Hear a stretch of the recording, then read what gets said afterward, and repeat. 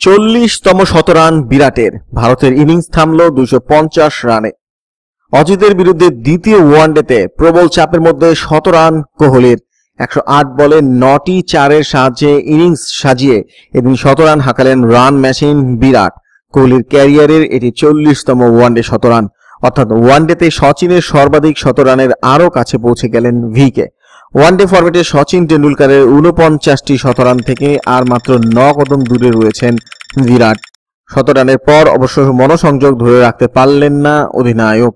কামিন্সের শিকার হয়ে 116 রানের সাজঘরে ফেরেন বিরাট। কোহলি ফিরতেই 8 বল বাকি থাকতে 250 রানের গন্ডিতেই ভারতের ইনিংস গুটিয়ে যায়। ভারতের হয়ে কোহলি ছাড়া ব্যাট হাতে সম্মানজনক রান করেন বিজয় শঙ্কর। 46 রানের দামি ইনিংস খেলেন, কঠিন সময়ে নিজের জাত চেনালেন শঙ্কর।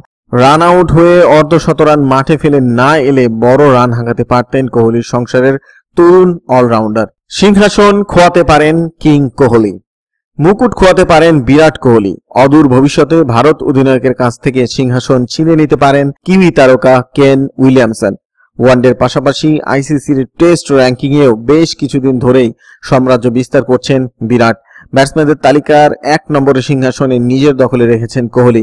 তবে অচিরেই ভারত অধিনায়ককে গদিচ্যুত করতে পারেন কিউই দলনায়ক।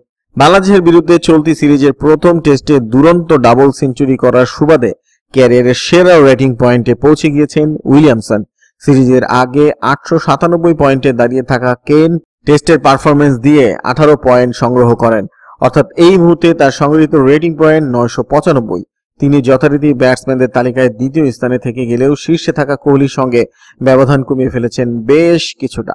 922 পয়েন্ট নিয়ে কোহলি 1 নম্বর জায়গায় ধরে রাখলেও উইলিয়ামসনের সঙ্গে তার রেটিং পয়েন্টের ফারাক কমে দাঁড়িয়েছে মাত্র 7। বিরাটের সামনে এই মুহূর্তে দীর্ঘতম ফরম্যাটে মাঠে নামার কোনো সুযোগ নেই।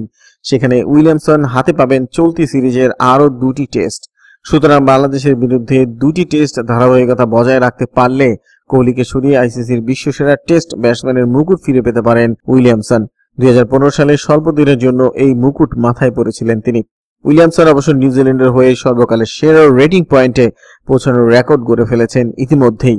কিউই ক্রিকেটার হিসেবে 900 রেটিং পয়েন্টের গন্ডি টপকেছিলেন একমাত্র স্যার রিচার্ডস হ্যাডলি। ক্যারিয়ারে তার সর্বোচ্চ টেস্ট রেটিং পয়েন্ট ছিল 909। 9 বছর পর গোল্ডেন ডাক ধোনির। ম্যাচের মোক্ষম সময়ে 2 বলে 2 উইকেট তুলে নিয়ে ভারতকে চাপে ফেলে দিয়েছেন Aussie leg spinner Adam Zampa. নাগপুরের 22 গজে 33তম ওভারের দ্বিতীয় বলে জাম্পার ডেলিভারিতে এক্সট্রা কভারে ক্যাচ দিয়ে ফেরেন কেদার যাদব। গত ম্যাচের নায়ক এদিন ক্রিজে টিকলেন মাত্র 12 বল। কেদার আউট হতেই পরের বলে ধোনিকে স্লিপে ক্যাচ করিয়ে সাজঘরের রাস্তা দেখান অ্যাডাম। ক্রিজে এসে ধাতস্থ হওয়ার আগেই প্রথম বলে স্লিপে খোয়াজার হাতে জমা পড়েন ধোনি। মিডল অর্ডারের পরপর জোড়ো উইকেট হারিয়ে একসময় চাপে পড়ে যায় ম্যান ইন ব্লুরা। পরে অধিনায়ক কোহলির 100 রানে ভর করে 200 রানের গন্ডি পেরোয় ভারত। উল্লেখ্য, ওয়ানডে ক্রিকেটে শেষবার 9 বছর আগে গোল্ডেন ডাকে আউট হয়ে প্যাভিলিয়নে ফিরেছিলেন ধোনি। সেবারও প্রতিপক্ষ ছিল অস্ট্রেলিয়া। 2010 সালে আইজ্যাকে অস্ট্রেলিয়ার বিরুদ্ধে ইনিংসের প্রথম বলেই 0 রানে আউট হয়ে ফিরেছিলেন মাহি। বিশ্বকাপের দলে থাকতে মরিয়া এই নির্ভরযোগ্য ভারতীয় ব্যাটসম্যান। দেখতে দেখতে চলে আসছে ক্রিকেট বিশ্বকাপ, ফলে এখন নিজেদের তৈরি করার লক্ষ্যে নেমে পড়েছে দেশগুলি। বিশ্বকাপের প্রস্তুতি পর্ব হিসেবে টুর্নামেন্টগুলিতে নিজেদের সেরাটা দেওয়ার চেষ্টা করছেন আন্তর্জাতিক ক্রিকেটাররা। অন্যদিকে বোর্ড কর্তারাও মুখিয়ে ভালো দল করার দিকে। আসন্ন বিশ্বকাপের অন্যতম ফেভারিট দল ভারত। দলের রীতিমতো প্রতিযোগিতা। দলের শেষমেশ কারা দলে সুযোগ পাবেন তা তো সময়ই বলবে। তবে বিশ্বকাপের দলে সুযোগ পেতে কিন্তু আশাবাদী ভারতের অন্যতম নির্ভরযোগ্য ক্রিকেটার অজিঙ্কা রাহানে। এই মুহূর্তে তেমন ছন্দে নেই তিনি। 2018 দক্ষিণ আফ্রিকার বিরুদ্ধে শেষ একদিনের ম্যাচ খেলেছিলেন। বিশ্বকাপের আগে আইপিএল এর রাজস্থান রয়্যালসকে নেতৃত্ব দেবেন তিনি, এবং তিনি আশাবাদী বিশ্বকাপের দলের সুযোগ পাওয়া নিয়ে।